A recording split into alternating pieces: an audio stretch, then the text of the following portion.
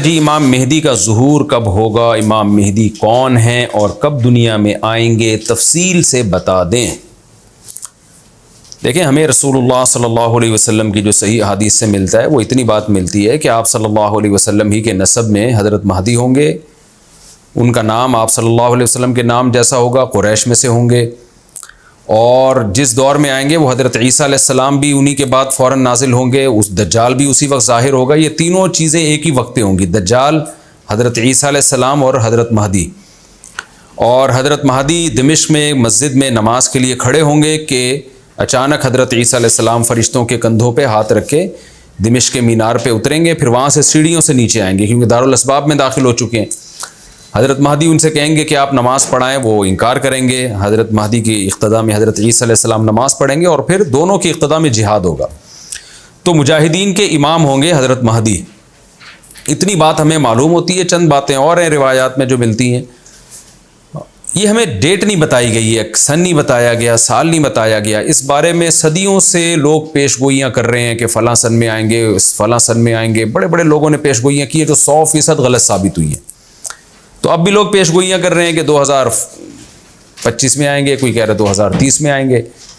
تو گورنمنٹ کی طرف سے کوئی پابندی نہیں ہے، کوئی بھی کچھ بھی کہہ سکتا ہے۔ نبی صلی اللہ علیہ وسلم نے اس کو مبہم رکھا ہے، صحابہ نے مبہم رکھا، نہ صحابہ نے نبی سے تاریخ پوچھی، نہ مہینہ پوچھا، اور نہ نبی نے بتایا۔ اور ایسی چیزوں میں اسلام اس کو مجمل ہی رکھتا ہے، کیونکہ وہ مہینہ آتا اور اس مہینے میں کوئی بھی اٹھ کے مہدی کا دعویٰ کر دیتا تو کنفیوژن پیدا ہو جاتی نا۔ اس لیے ہمیں اس پر مبہم ایمان ضروری ہے، مجمل ایمان ضروری ہے۔ مبہم تو نہیں کہیں گے، مجمل۔ مجمل کا مطلب تفصیل ہمیں معلوم نہیں ہے، بس ہمیں پتہ ہے کہ ایک وقت آنے والا ہے قرب قیامت میں کہ حدیث میں آتا ہے خراسان سے ایک لشکر اٹھے گا اور اللہ اس کو فتح عطا فرمائیں گے۔ حدیث میں آتا ہے کہ مجاہدین لڑیں گے اور اتنی بڑی جنگ ہوگی کہ آپ صلی اللہ علیہ وسلم نے فرمایا کہ 1/3 مجاہدین اس میں جو لڑنے والے ہوں گے وہ شہید ہو جائیں گے، جو اس وقت کے سب سے افضل ترین شہداء ہوں گے، اور 1/3 مجاہدین وہ ہوں گے جو لڑائی کی شدت اور سختی کی وجہ سے میدان چھوڑ کے بھاگ جائیں گے۔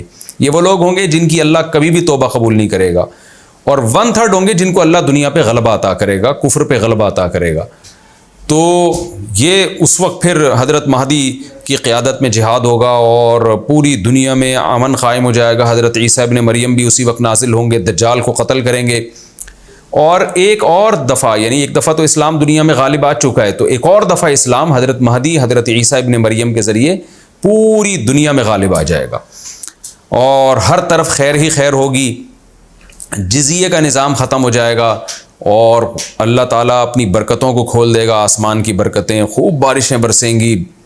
ایک روایت میں آتا ہے، ترمذی کی روایت ہے، اتنے بڑے بڑے انار پیدا ہوں گے کہ اس کے چھلکے کو لوگ سائبان کے طور پہ استعمال کریں گے، ایک ایک انگور کا دانہ کئی لوگ نچوڑ کے پئیں گے، یعنی برکتیں اللہ کی طرف سے ایسی کھل جائیں گی، تو پوری دنیا میں امن ہوگا۔ تو یہ جو نبی صلی اللہ علیہ وسلم کی جو بعثت تھی نا، آپ صلی اللہ علیہ وسلم کی، وہ کیا تھی؟ قرآن میں آتا ہے لِيُظْهِرَهُ عَلَى الدِّينِ كُلِّهِ۔ آپ صلی اللہ علیہ وسلم کو دنیا میں اس لیے بھیجا گیا تاکہ آپ دین کو پوری دنیا میں غالب کر دیں۔ تو ایک دفعہ تو یہ بنو امیہ کے دور میں، اور بنو عباس، اور پھر خلافت عثمانیہ، یہ جو مسلمانوں کی خلافتیں چلی ہیں، تو بنو امیہ اور بنو عباس کے دور میں تو اسلام پھیل گیا تھا، پوری دنیا جتنی بھی مہذب دنیا تھی اس میں اسلام ہی اسلام تھا، یعنی اسلامی حکومت تھی۔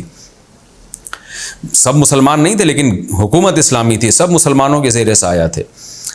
تو اللہ تعالیٰ اب پوری دنیا میں کیفیت کے لحاظ سے، کمیت کے لحاظ سے، کوانٹٹی کوالٹی دونوں لحاظ سے اسلام کو دنیا میں غالب کرے گا۔ اس کے لیے اللہ نے حضرت مہدی اور حضرت عیسیٰ ابن مریم کا انتخاب کیا ہے۔ اتنا ہمارا ایمان ہے۔ اب کیا ہوتا ہے کہ ہر تھوڑے دن میں کوئی مہدی اٹھ کے دعویٰ شروع کر دیتا ہے، اور تو امام مہدی سب سے پہلی بات یہ مجاہد ہوں گے، بڑی اہم ترین بات یہ ہے، اور انہی کے دور میں حضرت عیسیٰ ابن مریم بھی نازل ہوں گے، تو اور دجال بھی ظاہر ہوگا۔ تو اس لیے یہ تینوں چیزیں ایک ساتھ ہیں، اس لیے ان کو پہچاننے میں اہل اسلام کو دشواری نہیں ہوگی۔ حضرت مہدی کو تو لوگ خود تلاش کریں گے، ان کی علامتوں میں سے یہ بھی ہے، وہ دعویٰ نہیں کریں گے، لوگ اہل اللہ بزرگان دین علماء ان کو خود تلاش کریں گے۔ آج لوگ خود دعویٰ کر رہے ہوتے ہیں حضرت مہدی ہیں، میں حضرت مہدی ہوں، تو وہ دعویٰ جو کرے گا اس کا مطلب وہ تو ہو ہی نہیں سکتا۔ تو اس لیے ہمیں اس ٹاپک کو ختم کر دینا چاہیے اس سینس میں ختم کر دینا چاہیے کہ جو دعوے کر رہے ہیں نا کہ کل آ رہے ہیں، پرسوں آ رہے ہیں، فلاں سن میں آ رہے ہیں، اس سینس میں اس ٹاپک کو ہمیں ختم کر دینا چاہیے. ہاں جتنا احادیث میں ہے اس کو بیان کرنا چاہیے. اور جو لوگ بھی خلاف سنت ہوتے ہیں وہ تو حضرت مہدی ہو ہی نہیں سکتے.